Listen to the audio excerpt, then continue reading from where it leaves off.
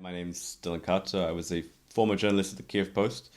I've been here for the last 2.5 years, on and off, as a journalist. The Kyiv Post was my first big break into journalism, but sadly it's no more.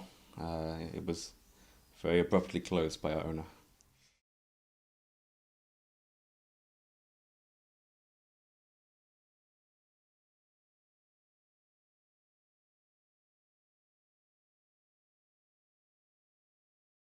Freedom of expression, for me, is a series of checks and balances. It's the right to be able to criticize authority, to be able to criticize members of the public, to be able to criticize people in a constructive manner, and not have barriers for you to do so.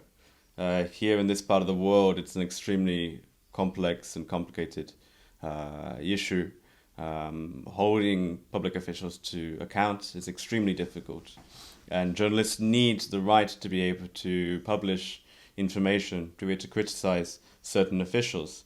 This is something that's not always done or achieved here in Ukraine. As a foreigner writing for foreign audiences, it's extremely difficult, naturally. We have very, very few English language publications. I'm an English language journalist. I write for international audiences. Certainly, there is a very, very small and narrow field for reporting.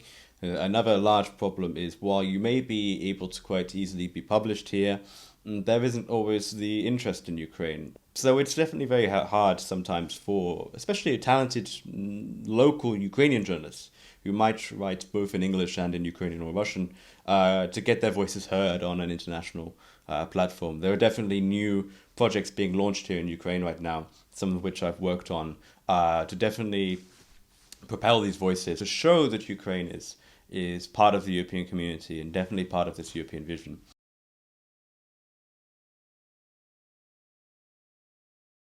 I'd like to explain something really important here for Ukraine, and that's financing of media.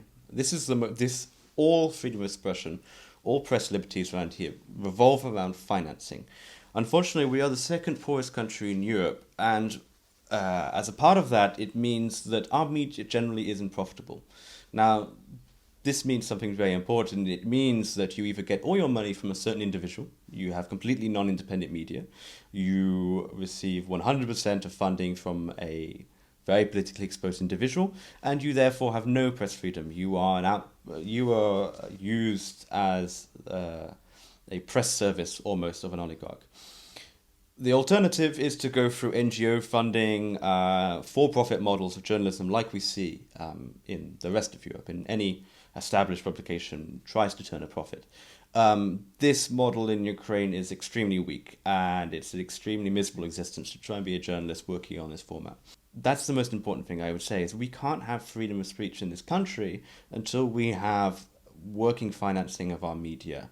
And with the kind of oligarch system that we have right now, it's next to impossible.